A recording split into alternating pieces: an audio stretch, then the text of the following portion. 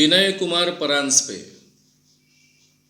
इन्होंने सवाल पूछा कि जो हम देवेंद्र फडणवीस को उनकी अंधश्रद्धा को देखकर जो आलोचना कर रहे हैं,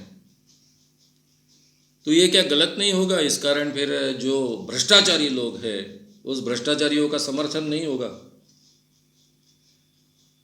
आप ये सवाल क्यों पूछ रहे हैं मुझे मालूम नहीं। मैंने लोक सत्ता में जो बात कही थी वो बात मैंने कही है। लोक सत्ता में नाम नहीं लिया था, लेकिन जिस ढंग से बात कही थी वो देवेंद्र फडणवीस के बारे में ही थी, ये भी बात मैंने कही है। अब इसमें कैसा हुआ? देवेंद्र फडणवीस अंधविश्वास को समर्थन देने वाले व्यक्ति है नहीं है, इसके बारे में चर्चा हो सकती है, लेकिन उनके शपथ समारोह में सभी बाबाओं को बिठाया गया था और जो बाबा बहुत बदनाम है, जिस बाबा को वो भ्रष्टाचार करता है इसलिए सरकारी नौकरी से निकाल दिया था, वो बाबा को बड़े सम्मान से बुलाया था। आगे चलकर इसी बाबा के स्थान पर जब हमारे देवेंद्र जी फडणवीस गए थे, तब उन्होंने कहा था कि धर्म सत्ता का राज सत्ता पर अंकुश होना चाहिए और इसलिए जब मेरी कोई गलती होगी तो महाराज ने मुझसे कहना चाहिए। ये कौन से महाराज को कहा था? उस महाराज को कहा था कि जो एक छोटी मामूली सरकारी नौकरी में था, भ्रष्टाचार करते हुए पकड़ा गया और इसलिए नौकरी से उसको बर्खास्त किया गया। और आप मुझे भ्रष्टाचार की बात पूछ रहे हो कि देवेंद्र जी अगर अंधविश्वास का समर्थन करते ऐसी बात हम कहेंगे तो जाने अनजाने में बाकी भ्रष्टाचारी पॉलिटिशियन जो है उनको समर्थन मिलेगा। भाई, जो नॉन भ्रष्टाचारी बाबा है, जिसको सरकारी नौकरी से निकाल दिया था, जिसने आज की अपनी उपाधि पैसे देकर ली है, ये इस पर डायरेक्ट टीवी पर चर्चा हुई है जिस पर मैं हिस्सा था।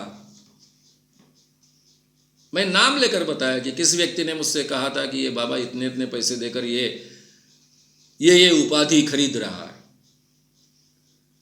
ऐसे बाबा के यहां जाकर अगर हमारे देवेंद्र जी फडणवीस कहते हैं कि धर्म सत्ता का राज सत्ता पर अंकुश होना चाहिए और बाबा मुझसे कहे कि मैंने क्या करना चाहिए, तो आप क्या कहेंगे? देखिए, आपसे मुझे देवेंद्र जी के बारे में ज़्यादा प्रेम है, क्योंकि वो गंगाधर राव जी के भी पुत्र हैं जिनके साथ मैंने काम किया है। वो मेरे बहुत अच्छे मित्र थे, मुझसे काफ़ी बड़े थे, इसके बावजूद बहुत बराबरी से पेश आते थे और देवेंद्र जी से भी मेरे अच्छे संबंध रहे हैं। ठीक है, उन्होंने अंधविश्वास के खिलाफ के काम को बढ़ावा नहीं दिया, वो उनकी मैं मजबूरी मानता हूँ, इसलिए मुझे उनसे ज़्यादा प्रेम है। लेकिन गलत चीज़ों का तो समर्थन नहीं हो सकता ना।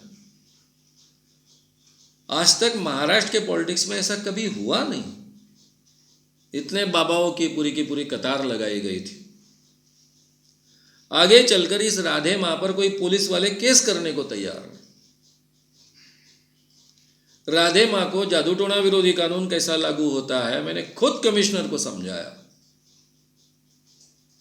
अगर आप ये कानून उनको लागू नहीं करोगे तो आप पर एक्शन होगी, ये भी बात बताइए। ये भी कानून में कैसा प्रावधान है ये बताया और आगे चलकर ये भी बताया कि शायद राधे मां को हमारे मुख्यमंत्री मानते इसका आप पर दबाव होगा। और यह बात जब मुझे अवसर मिला तो मैंने देवेंद्र जी के सामने भी कही। उन्होंने पूछा भी कौन कमिश्नर है, लेकिन आगे कुछ नहीं हुआ। राधे मां पर एक्शन नहीं हुई जादू टोना विरोधी कानून के तहत। अब कमिश्नर एक्शन लेने को तैयार नहीं, क्यों नहीं है? क्योंकि उनके मन में यह भ्रम है कि कहीं मुख्यमंत्री जी उनको मानते हैं। उसका परिणाम तो होता है। अब जब अशोक राव चव्हाण अपने घर में यानी मुख्यमंत्री जी के घर में सत्य साई बाबा को बुलाकर पाद्य पूजा कर रहे थे, तब हम सब ने विरोध किया, जाहिर तरीके से विरोध किया, उनके खिलाफ हम बोले। तब किसी ने नहीं कहा कि हम कांग्रेस के खिलाफ बोल रहे हैं। तो वो बात वहीं तक सीमित होती है, उस बात को वहीं तक सीमित रहकर बोलना चाहिए। तो मैंने बोली है, इसके कारण बाकी भ्रष्टाचारी लोगों का समर्थन हो, भाई मंत्रालय तो मैं भी नजदीक से देखता हूं। भ्रष्टाचार में फर्क गिरा है ऐसा अगर आपको लगता है तो आपने मंत्रालय में घूमना चाहिए। मेरी मान्यता थी, मैं पहले 2 साल तक तो भी मेरे झगड़े चलते रहे। एक एक पत्रकार ने जब ऐसे उदाहरण देने शुरू किए तो मैं चुप बैठना शुरू हो गया। इसलिए पहले के सरकार में बहुत भ्रष्टाचार था और अभी के सरकार में बिल्कुल भ्रष्टाचार नहीं है, ये अगर आपको समझना है तो मंत्रालय में घूमिए। आपके अंतरंग संबंध होने चाहिए मंत्रालय में, फिर आपको पता चलेगा। उल्टा लोग कहते हैं कि पहले कम पैसे में काम होता था, अब ज़्यादा पैसे देने पड़ रहे हैं। अब इस फैक्ट्स को आप ढूंढिए। मैं तो हॉर्सेस माउथ से सुनता हूँ। जो पत्रकार रात दिन घूमते रहते हैं मंत्रालय के आसपास इर्द गिर्द, उनको बहुत बारीकियां मालूम होती है। तो इसलिए ये सिक्के जो हम मार देते हैं, वो सिक्के मारने पर आप विश्वास मत रखिए, बारीकी में जांचिए, परखिए। मैं हर बात को जांच परख कर ही कहता हूँ, नहीं तो नहीं कहता हूँ। जिसके बारे में मुझे पता नहीं उसके बारे में नहीं कहता हूँ। इसलिए देवेंद्र जी की ये जो बात है लोक सत्ता में आई, उसका केवल मैंने स्पष्टीकरण दिया है। मैंने कोई खुलकर अलग से उसके बारे में कुछ कहा नहीं। हाँ, मैं ये कहता हूँ कि देवेंद्र जी के सरकार ने अंधविश्वास के काम को करीबन रोक दिया। अंधविश्वास के खिलाफ जो काम चल रहा था, जिसको स्पीड अप किया था, उसको करीबन रोक दिया। ये जाहिर तरीके से मैं कहता हूँ, मेरे अनुभव के आधार पर 3 साल मैंने उसमें गलाया और मुझे बहुत आशा थी, अपेक्षा थी कि भाजपा के लोग अलग विचारों के हैं लेकिन मेरे मित्र हैं, मेरे काम को जानते हैं। उन्होंने खुद कबूल किया है कि इस काम को हम बहुत अच्छा सपोर्ट करेंगे, सरकार के माध्यम से भी बहुत अच्छे ढंग से काम चलेगा। उस पर मैंने विश्वास रखा था। आज भी मैं उनको दोष नहीं देता हूँ। वो जिस पार्टी के हैं उसकी विचारधारा की ये मर्यादा ऐसा मानकर एक मित्रता कर कर उनको छूटी मैं देता हूँ। तो इसलिए आप उनके अंधविश्वास की बात नहीं कहनी चाहिए। मैंने फिर अशोक चव्हाण के बारे में भी नहीं कहना चाहिए। शंकरराव चव्हाण को लेकर तो मैं ज़िंदगी भर बोलते आया, जबकि वो मेरे पिताजी के बहुत अच्छे मित्र थे, मेरे भी अच्छे संपर्क थे उनसे, इसके बावजूद मैं बोलते आया हूँ।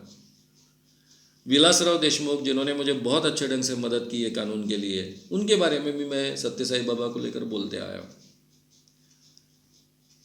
तो अंधविश्वास के क्षेत्र में जो ऐसा करेंगे उसके बारे में तो अगर वो बड़े पद पर है तो बोलना आवश्यक है। और लोक सत्ता ने काम अच्छा किया, नाम लिखते तो ज़्यादा अच्छा होता। नाम नहीं लिखा, लेकिन महाराष्ट्र के सभी लोगों को तो पता चल गया किसके बारे में है। वो अग्रलेख की एक स्टाइल होती है, कई बार नाम नहीं लिखे जाते हैं। तो मुझे लगता है इस बात को आपने समझ लेना चाहिए।